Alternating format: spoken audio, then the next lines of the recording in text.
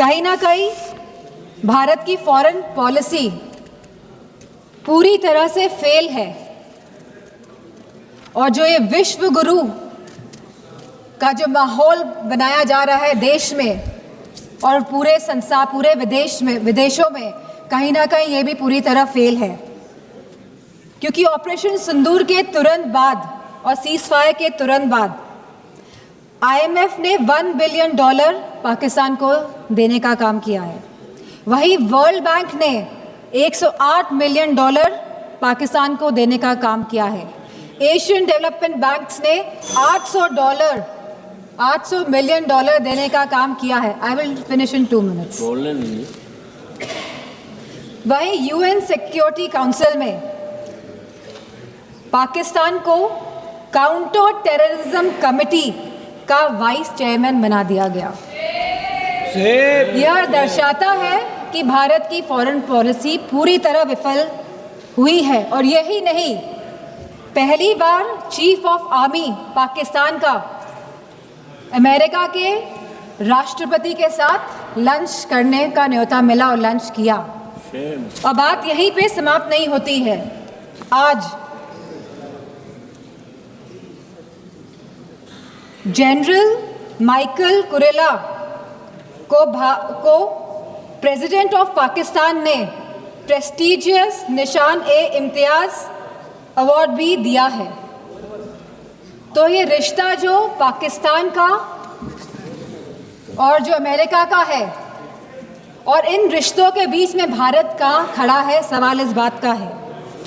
सवाल ये भी है कि अगर चीफ डिफेंस स्टाफ ने ये बात कही कि हमारे लड़ाकू विमान गिरे हैं, तो लड़ाकू विमान तो गिनती के हैं, आज नहीं तो कल तो पता ही चल जाएगा कि कितने लड़ाकू विमान गिरे।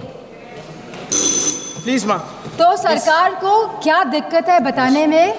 सर 2 मिनट्स कि please 1 minute, please conclude. Only 2 minutes last. 1 minute, 1 minute. कितने लड़ाकू विमान गिरे हैं और ये लड़ाकू विमान जो गिरे हैं ये क्यों गिरे, ये भी सरकार को बताना पड़ेगा।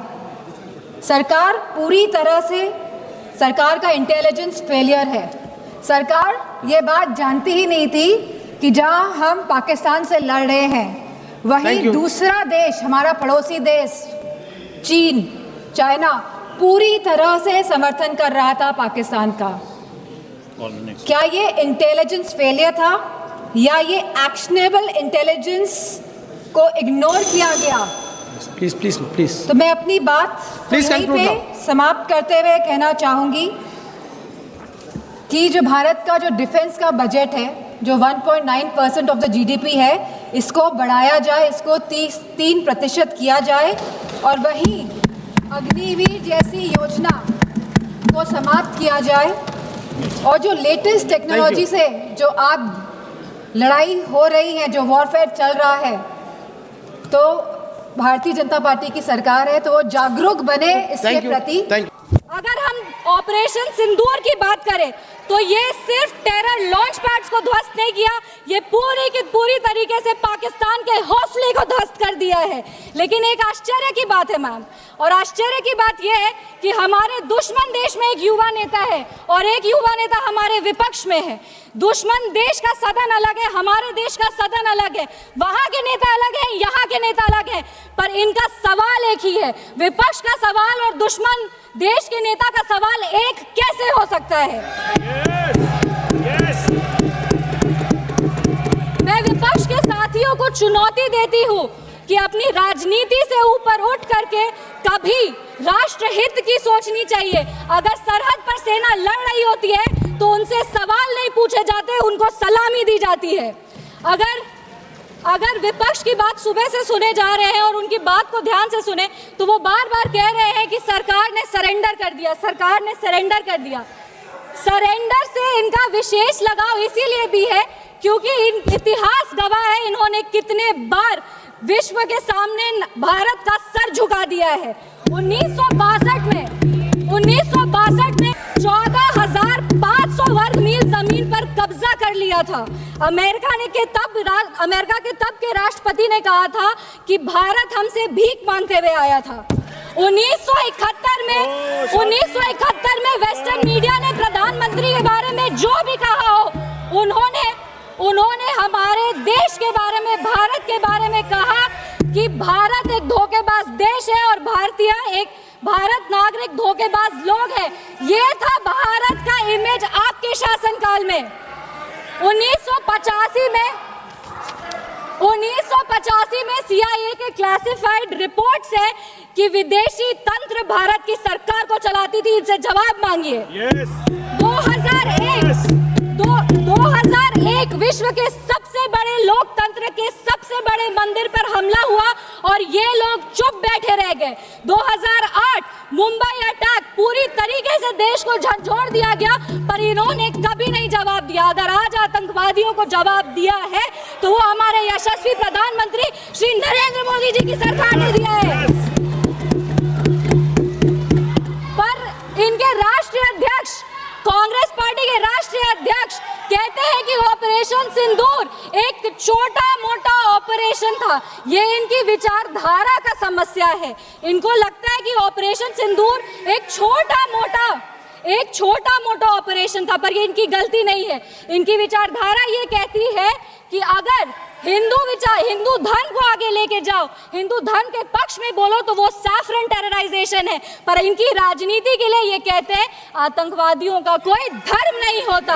ये दोहरा चरित्र क्यों है इनका?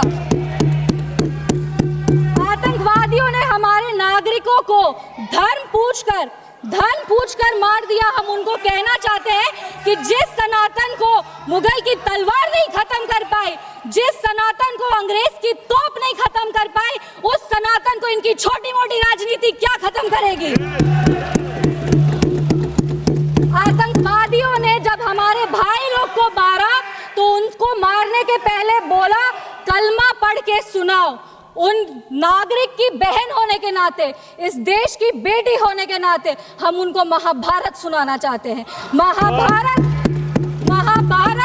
सत्य और धर्म की लड़ाई जरूर है, लेकिन महाभारत द्रौपदी के प्रतिशोध का भी प्रतीक है। द्रौपदी का बदला महाभारत है और हमारी संस्कृति में है। अगर नारी सम्मान में त्रुटि होगी तो फिर से महाभारत रचा जाएगा। और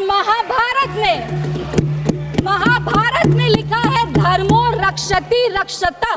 जो धर्म की रक्षा करते हैं, धर्म भी उन्हीं की रक्षा करता है। विशेष रूप से हम धन्यवाद देंगे हमारे यशस्वी प्रधानमंत्री श्री नरेंद्र मोदी जी का, जिन्होंने ऑपरेशन सिंदूर का नाम ऑपरेशन सिंदूर रखकर पूरी दुनिया को बता दिया है कि एक चुटकी सिंदूर की कीमत क्या होती है। और जिसने हमारी महिलाओं के, इस देश की बेटियों के, हमारी बहनों के सिंदूर को उजागर किया, उसको हमारी सरकार ने, हमारी सेना ने मिट्टी में मिला दिया है।